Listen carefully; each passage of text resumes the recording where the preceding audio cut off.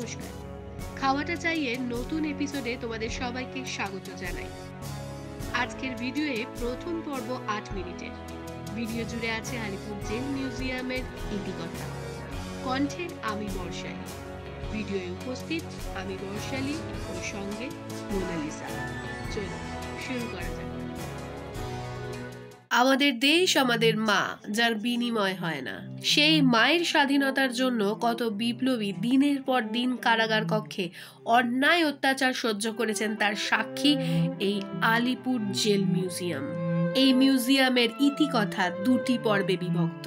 বিপ্লবীদের আত্মত্যাগের বাহক এই কারাগার। আসুন ভিতরে যাই। আপনি যদি আপনার দেশকে ভালোবাসেন তবে ভিডিওটি স্কিপ না করে পুরোটা দেখবেন, এটাই আশা রাখবো। ভিডিওটি ভালো লাগলে লাইক করে দেবেন, কমেন্ট করে জানাবেন যদি আপনিও ইতিমধ্যে এখানে গিয়ে থাকেন।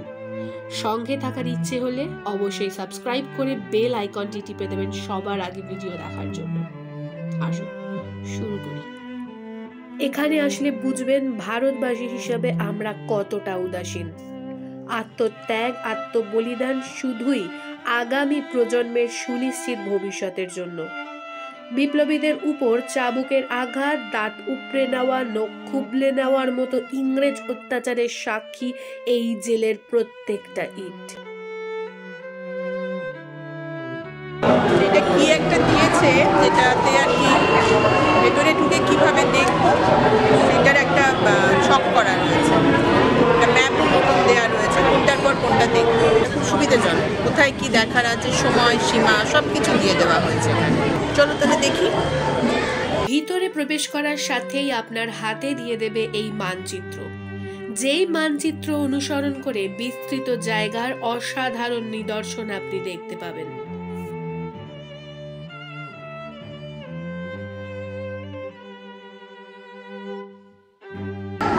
এখন এই মুহূর্তে আমরা যাচ্ছি ফাঁসির মঞ্চ, আপনাদেরকে দেখাবো। তার কারণ এই মিউজিয়ামের অন্যতম আকর্ষণ এটি, যেখানে গেলে আমাদের সাথে আপনাদেরও মন ভারাক্রান্ত হয়ে উঠবে। তাই বেশি কথা বলবো না, আপনারা নিজেরা উপভোগ করুন। আর শীতকাল এসে গেছে, আপনারা এই ভিডিওটি দেখার পর অবশ্যই চলে আসবেন আলিপুর মিউজিয়াম দেখতে।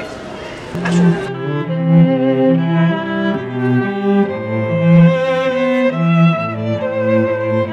ফাঁসির মঞ্চে ঢুকলেই আপনার এক অদ্ভুত অনুভূতি হবে।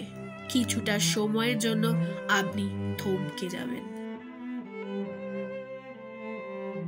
ফাঁসির দণ্ডাজ্ঞা ব্যক্তিদের এইখানেই রাখা হতো।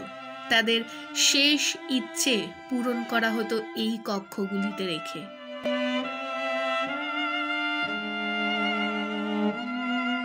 এই প্রত্যেকটি কক্ষ সাক্ষী যেসব বিপ্লবীরা এই দেশ স্বাধীনতার জন্য হাসতে হাসতে ফাঁসির মঞ্চে ঝুলে পড়েছিলেন।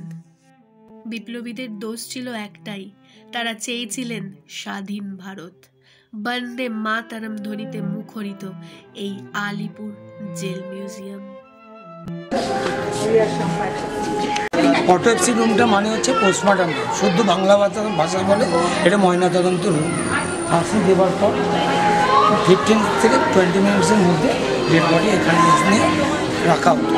লিগালি প্রসেশন যা ছিল, লিগালি প্রসেশন হিসেবে সে ইউজ করা হতো। এরপর দেখা যেত উনি যদি জীবিত থাকতেন ওনার পায়ের শিরা কেটে ওনাকে মৃত্যুদণ্ড।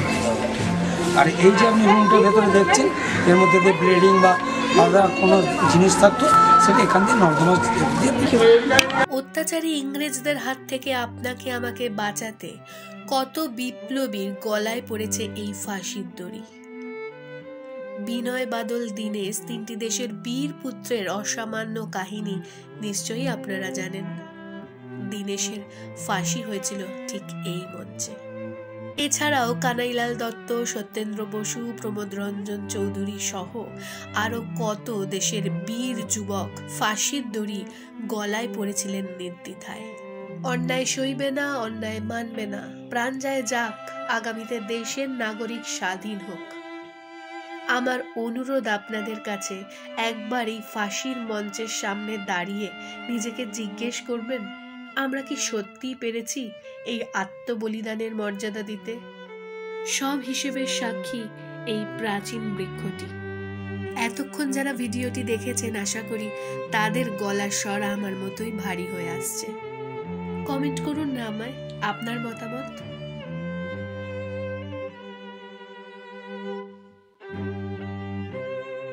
হাসির মঞ্চ দেখে আমরা বেরোলাম। বেরিয়ে এবার আমরা যা দেখব, নেতাজির কক্ষ, বিধানচন্দ্র রায় যেখানে যে কক্ষে ছিলেন, চিত্তরঞ্জন দাসের কক্ষ আর যতীন্দ্রমোহন সেনগুপ্তর ঘর। মানে আমরা আরেকবার আমাদের ইতিহাসের অতীতকাল, আমাদের বিপ্লবীরা কত কষ্ট করে থেকেছেন সেইটা আরেকবার আমরা দেখে আসবো।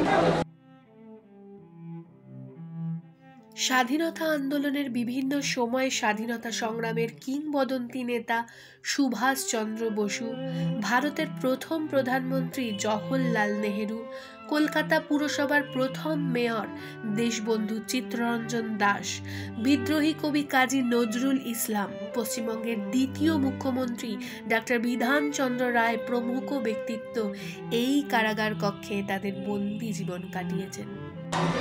আমরা নিচে যে কক্ষগুলি দেখলাম তার ওপরে দোতলায় যাওয়ার সিঁড়িটা আজকে বন্ধ, কিন্তু অন্য সময় খোলা থাকে। আমরা আগেও একবার এসেছি, তখন খোলা ছিল। ওপরে নেতাজি সুভাষচন্দ্র বসুর কক্ষ আছে।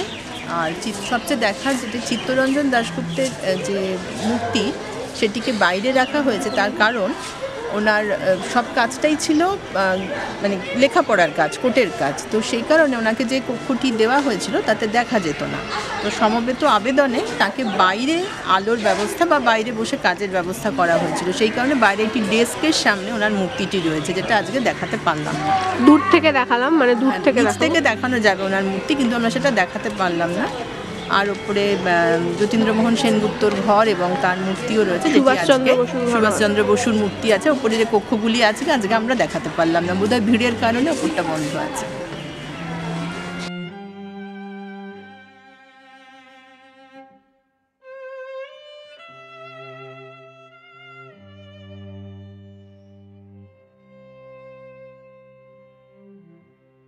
ইন্দিরা গান্ধী বাবার সাথে দেখা করতে এখানেই বসে অপেক্ষা করতেন।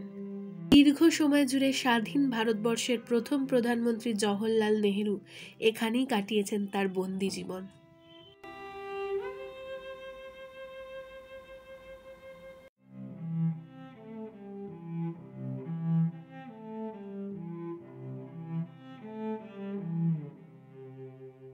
দ্বীপান্তরের বন্দি জীবনের এই কক্ষে নিচের ভাগে আছে সেলুলার জেল কেমন দেখতে তার একটি স্থাপত্য।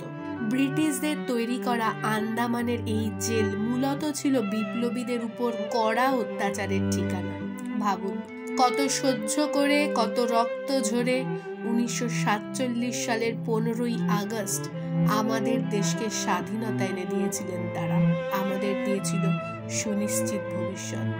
প্রথম পর্ব আজ এইটুকুই। আগামী ও শেষ পর্বে থাকবে আলিপুর জেল মিউজিয়ামের আরো আকর্ষণ। প্রবেশ মূল্য মাত্র 30 টাকা। ভিডিওটি এতক্ষণ যারা দেখেছেন তাদের নিশ্চয়ই ভালো লেগেছে। অবশ্যই কমেন্টে লিখবেন জয় হিন্দ। ভালো থাকবেন। নমস্কার।